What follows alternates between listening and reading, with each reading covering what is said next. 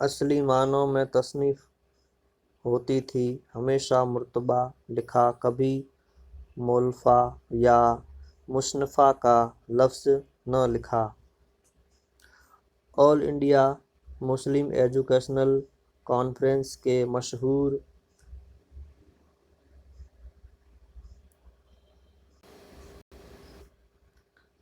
Schaefer مولوی انور احمد مرحوم کہتے تھے کہ ایک بار وہ پانی پت گئے، جاڑوں کا زمانہ تھا، اندھیرا ہو چکا تھا، اسٹیشن سے سیدھے مولانا کے مکان پر پہنچے، دالان کے پردے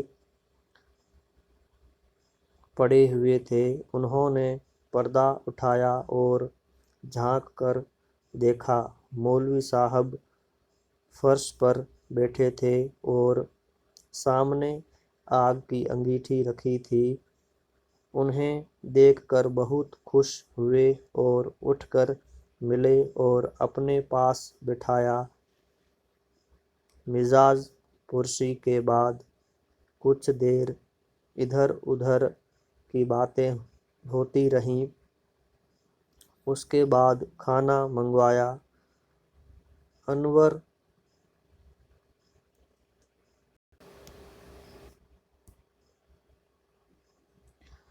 انوار احمد مرحوم کھانے کے بہت شوقین تھے، پانی پت کی ملائی بہت مشہور ہے، ان کے لیے ملائی منگوائی، کھانا کھانے کے بعد کچھ وقت بات چیت میں گزرا، پھر ان کے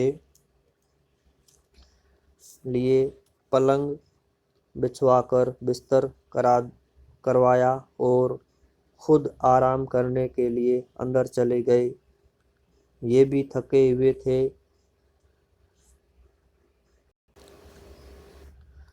پڑھ کر سو رہے۔ مولوی انوار احمد کہتے ہیں رات کے 12-1 بجے انہیں ایسا محسوس ہوا کہ کوئی شخص ان کی رضائی کو آہستہ آہستہ چھو رہا ہے، انہوں نے چونک کر پوچھا، کون؟ مولوی صاحب نے کہا، میں ہوں، آج سردی زیادہ ہے، مجھے خیال ہوا کہ شاید آپ کے پاس اوڑھنے کا سامان کافی نہ ہو تو کمبل لایا تھا اور آپ کو اوڑھا رہا تھا۔ انوار احمد صاحب کہتے تھے کہ مجھ پر ان کی اس شفقت کا ایسا اثر ہوا کہ عمر بھر نہیں بھول سکتا۔ مہمان کے آنے سے وہ بہت خوش ہوتے تھے اور سچے دل سے خاطر تواضع کرتے تھے اور اس کے خوش رکھنے کی کوشش کرتے تھے۔ مولانا بہت ہی رقیق القلب تھے، دوسرے کی تکلیف کو دیکھ کر بے چین ہو جاتے تھے اور جہاں تک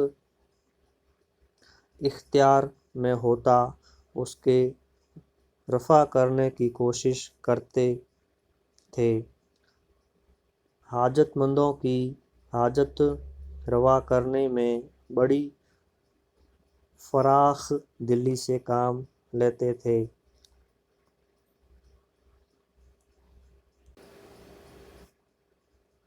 باوجود کہ ان کی آمدنی قلیل تھی لیکن اپنے پرائے خصوصاً مصیبت زدہ لوگوں کے ساتھ سلوک کرتے رہتے تھے، سفارشیں کر کے لوگوں کا کام نکالتے تھے، اس میں بڑے چھوٹے کی کوئی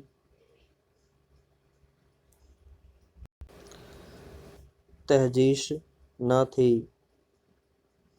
بامروت ایسے تھے کہ انکار نہیں کر سکتے تھے، اس قلیل آمدنی پر بھی حاجت مند ان کے ہاں سے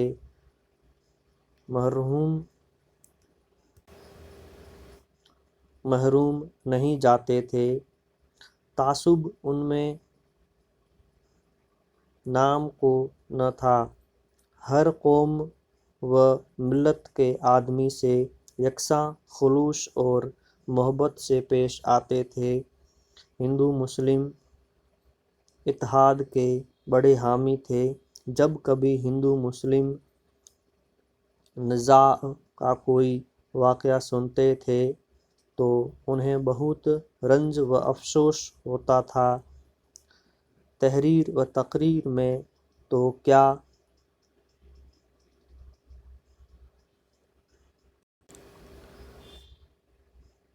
نج کی اور بے تکلفی کی گفتگو میں بھی ان کی زبان سے بھی کوئی کلمہ ایسا سننے میں نہیں آیا جو کسی فرقہ کی دل آزاری کا باعث ہو، بلکہ اگر کوئی ایسی بات کہتا تو برا مانتے اور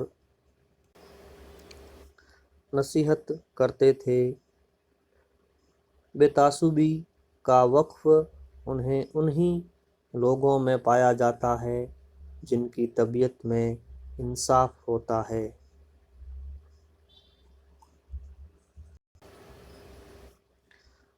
نام و نمود چھو کر نہیں گیا تھا، ورنہ شہرت و بدبلا ہے کہ جہاں یہ آتی ہے کچھ نہ کچھ سختی آ ہی جاتی ہے۔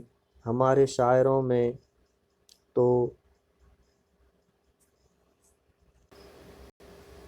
تعلی عیب ہی نہیں رہی بلکہ شیوہ ہو گئی ہے۔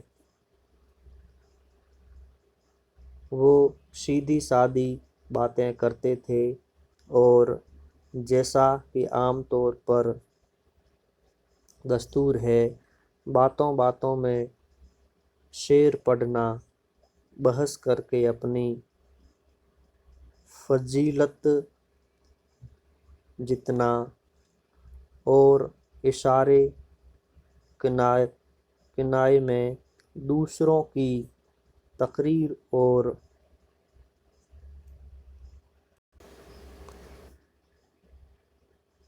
در پر دہ اپنی بڑائی دکھانا ان میں بالکل نہ تھا۔ ہاں، شعر میں البتہ کہیں کہیں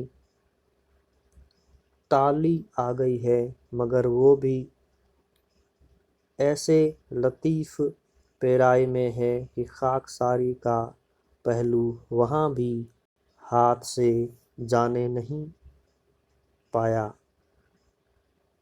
مثلاً گرچہ حالی اگلے استادوں کے آگے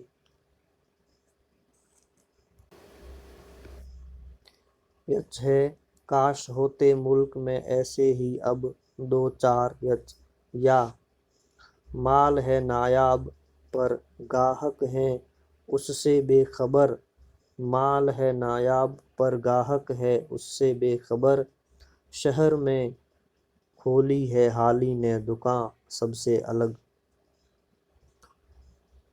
ان کا ذوق شعر اعلیٰ درجے کا تھا، جیسا کہ حیات سیدھی، یادگار غالب اور مقدمہ شعر و شاعری سے ظاہر ہے، لیکن وہ خواہ مخواہ اس کی نمائش نہیں کرنا چاہتے تھے۔ ہاں، جب کوئی پوچھتا یا اتفاق سے بات آ پڑتی تو وہ کھل کر اس کے نکات بیان کرتے تھے۔ شکریہ۔